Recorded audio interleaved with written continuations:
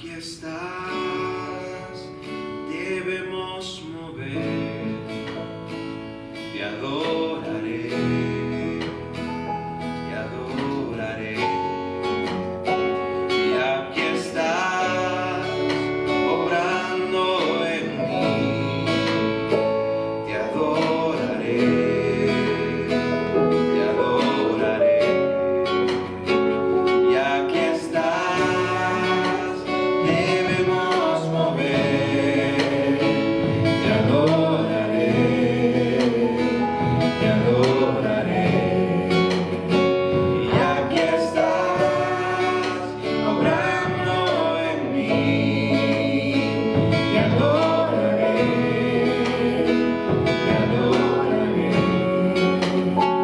Te llamamos milagroso, abres caminos, cumples promesas, luz en tinieblas, mi Dios, así eres tú.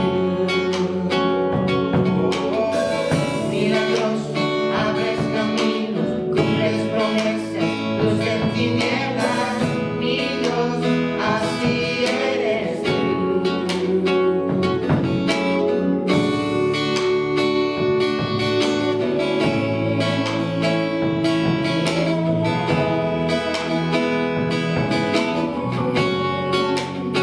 Y aquí estás, sanando mi corazón, te adoraré, te adoraré. Y aquí estás, tocando mi corazón, te adoraré, te adoraré. Y te llamamos milagroso, abres camino, cumples promesas, luz en tinieblas, mi Dios, así eres tú. Milagroso, abres caminos, cumples promesas, luz en tinieblas, mi Dios, así eres tú. Y así eres tú, así eres tú, así eres tú, así eres tú, y así eres tú, así eres tú, así eres tú,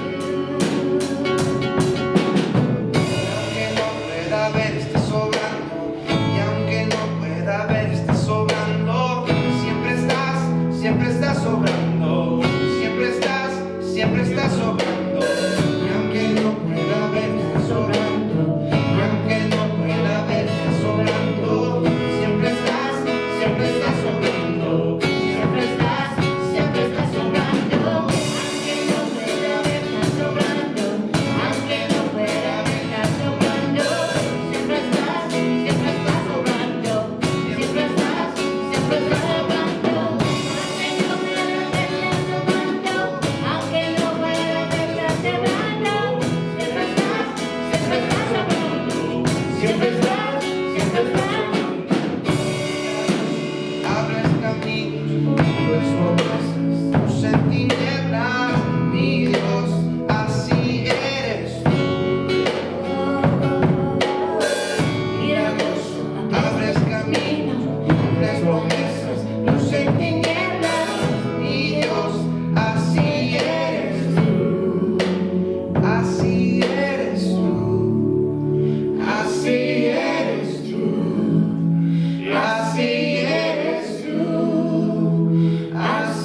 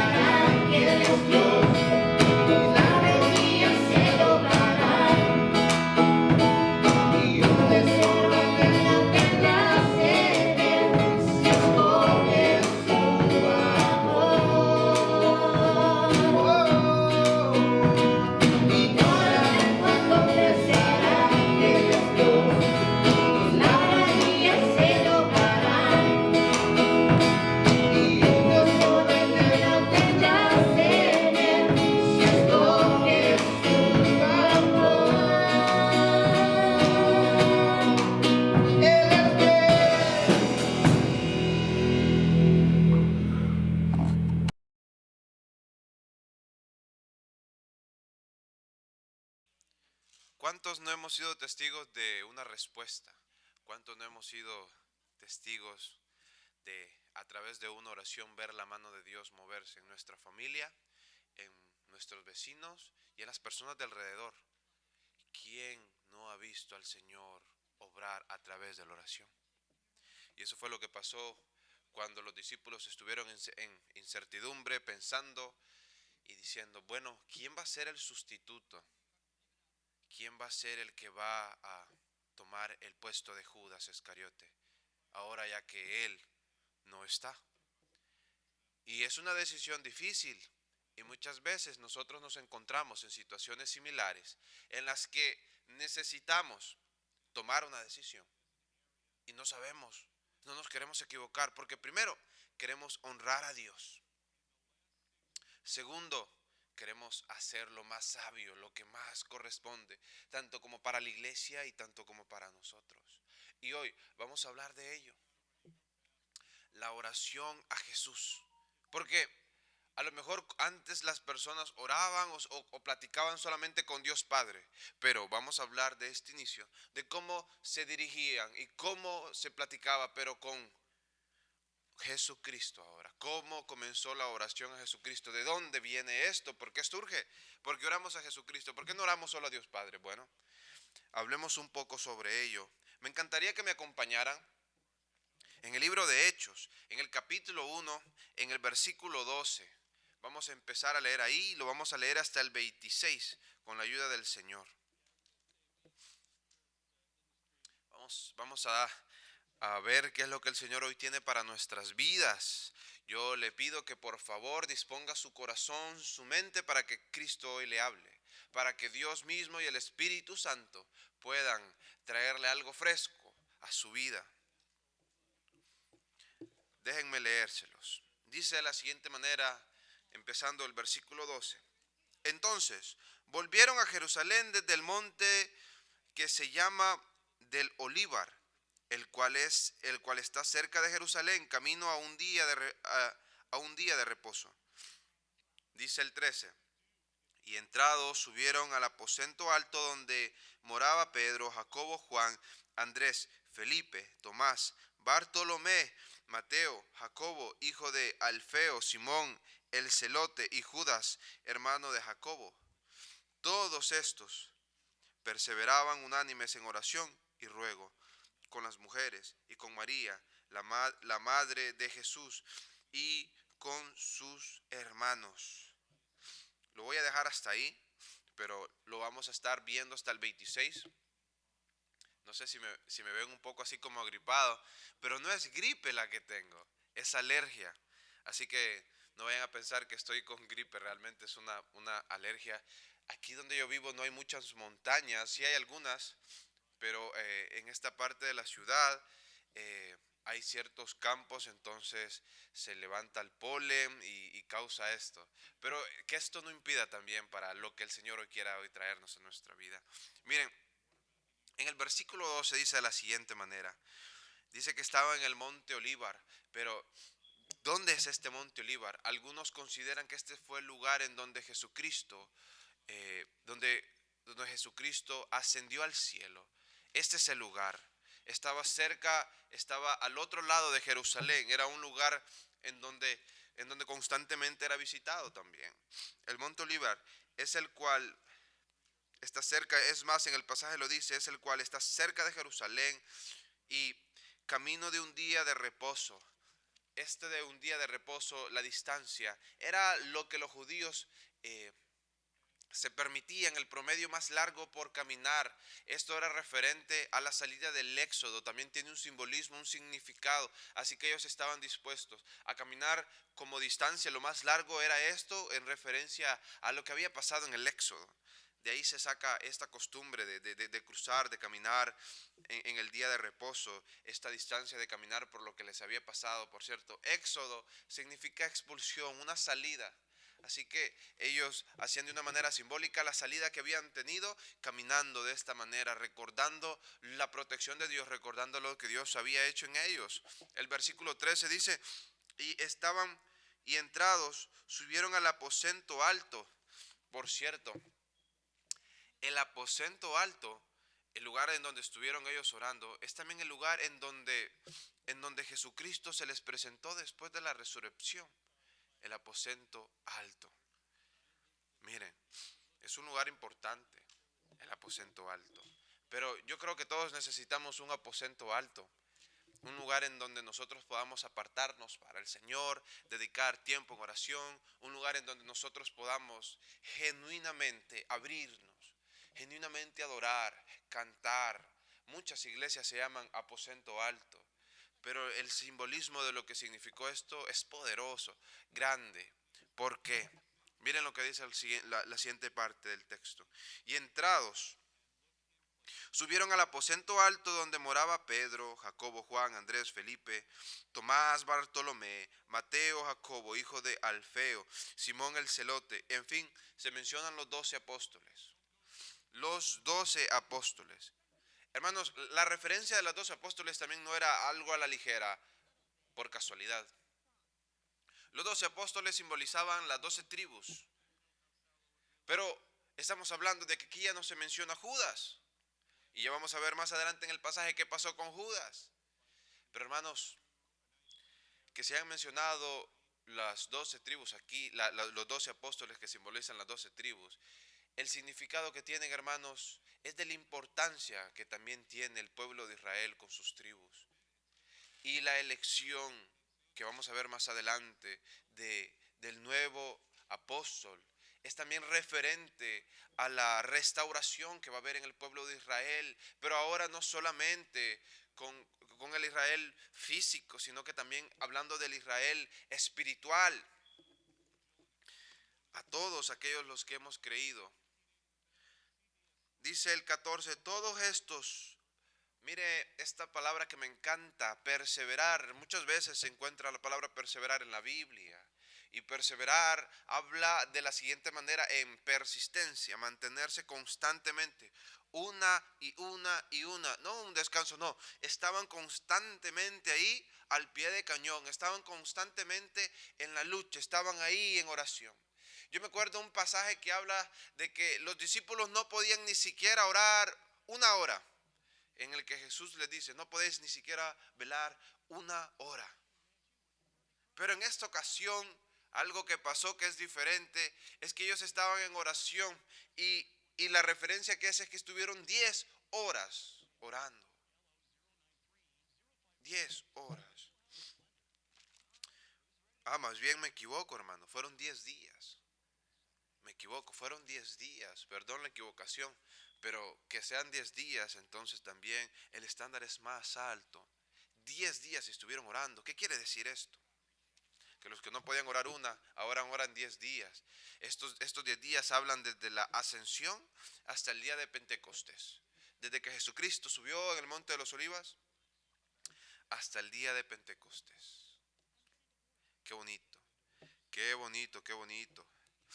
Algo más que ocurrió también en el segundo lugar que habíamos mencionado, en el aposento alto, fue la Santa Cena. Se considera que también ahí fue esto.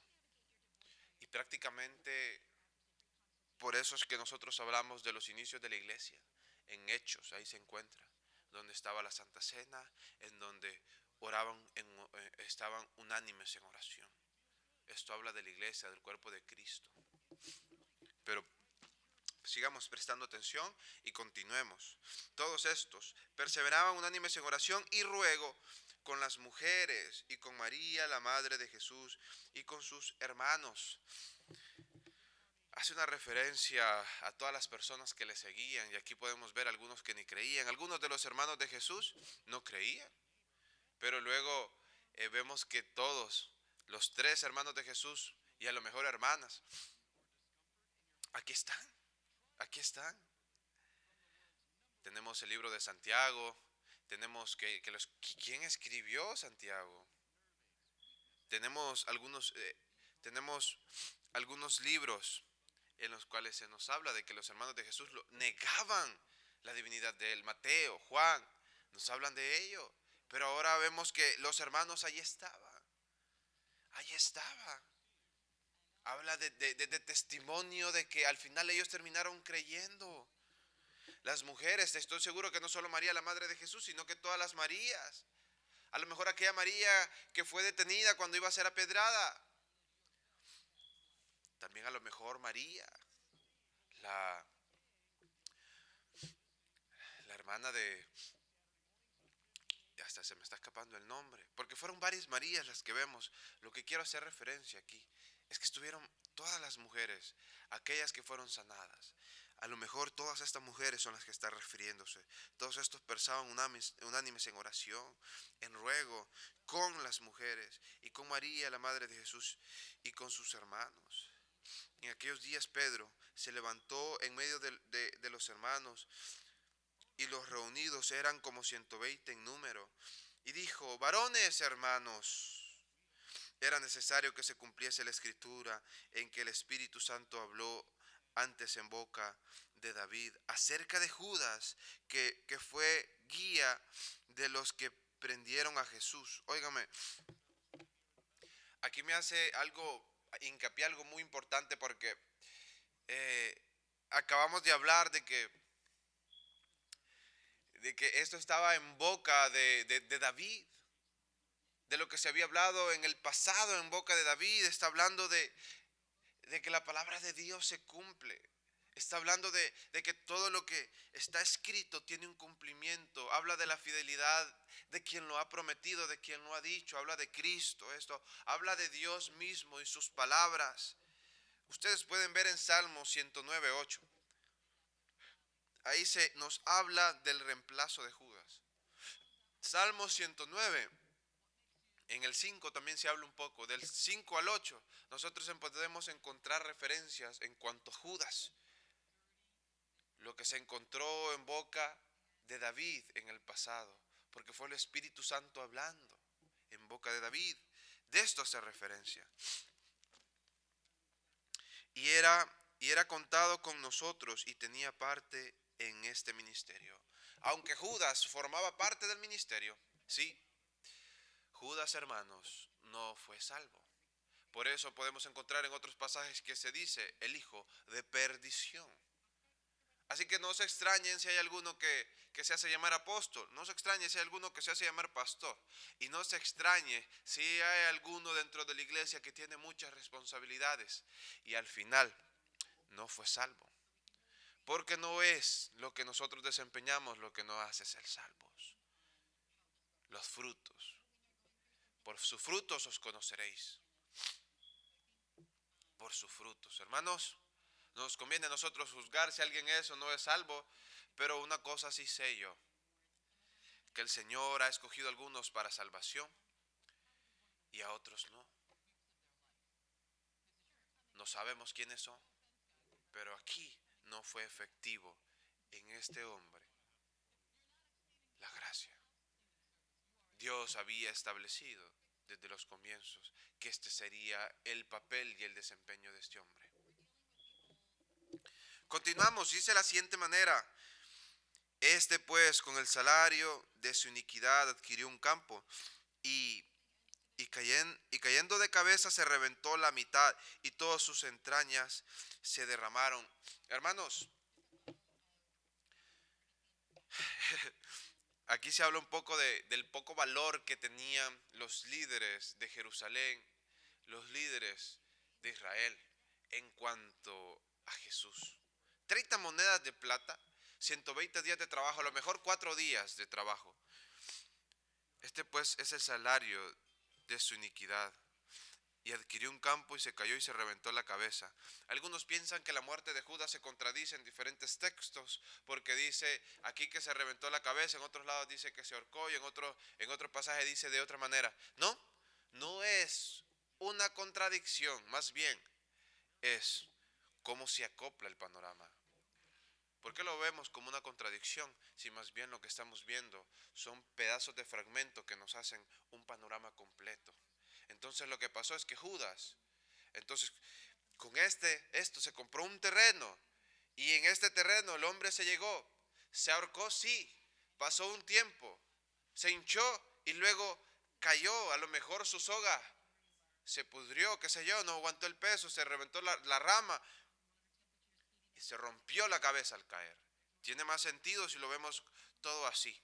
Tiene más sentido, yo no lo veo como una contradicción, yo más bien lo veo como un aporte para poder tener una perspectiva, un panorama más completo. En cuanto a la vida de Judas, tú puedes chocar las referencias y puedes buscar cómo aparecen diferentes pasajes de la Biblia, cómo murió Judas, y entonces tú puedes tener un panorama más claro en vez de verlo como contradicción.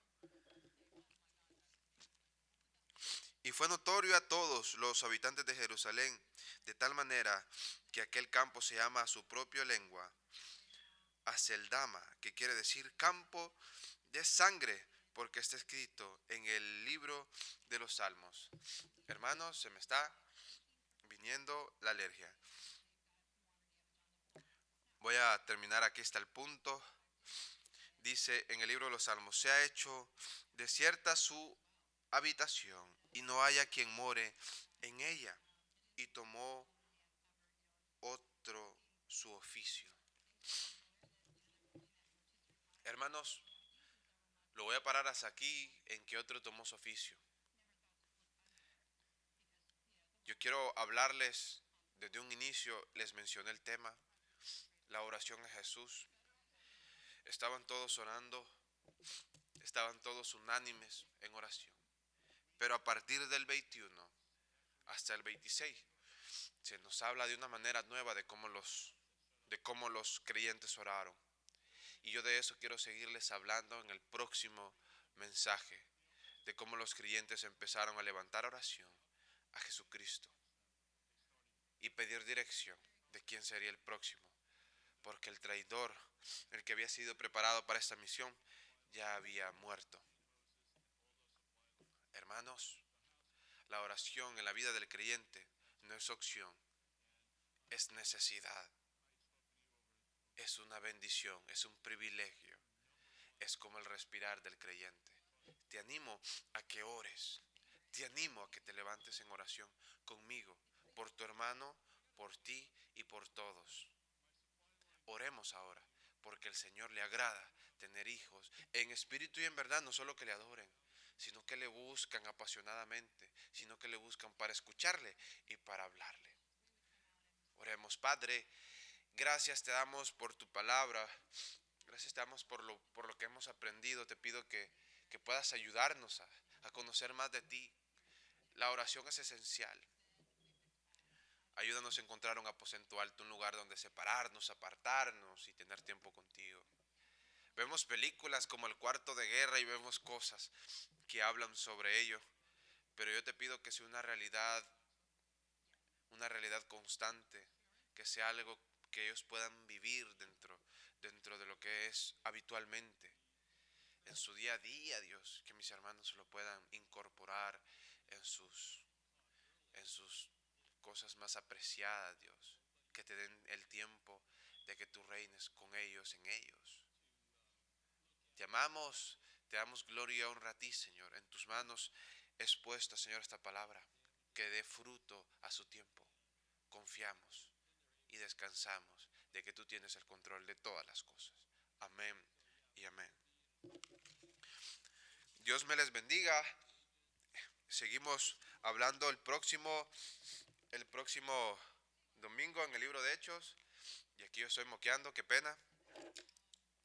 Y con la ayuda del Señor aprendemos entonces lo por qué y cuándo o cómo se inició lo que fue la primera vez que se oró a Jesucristo.